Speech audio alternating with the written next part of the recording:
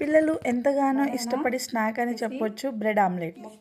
పిల్లలతో పాటు పెద్దలు కూడా ఇష్టంగా తినేసే స్నాక్ అండ్ హెల్దీ కూడా ఫర్ ఎవ్రీవన్. చూస్తున్నారుగా మా పిల్లలు ఎంత ఇష్టంగా తింటున్నారో.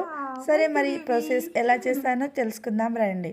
ఒకే ఒక పచ్చిమిరపకాయ, ఒకే టమాటో, 4-5 కరివేపాకు కట్ చేసి, కొత్తిమీర, ఉప్పు, పసుపు, చాట్ మసాలా, గరం మసాలా కొంచెం ఎందుకంటే పిల్లలు తింటున్నారు కాబట్టి, ధనియాల పౌడర్ కొంచెం. ఇప్పుడు ఓ 4 ఎగ్స్ పలగొట్టుకొని వేసుకోవడమే. వీటిని చాలా మంచిగా కలపాలండోయ్. ఇలా మిక్సీ అయిన తర్వాత ఫస్ట్ మనమైతే బ్రెడ్ని కాల్చుకుందాము. నెయ్యి వేసుకొని, ఇంట్లో ప్రిపేర్ చేసి పెట్టుకున్న నెయ్యి అన్నమాట ఇది.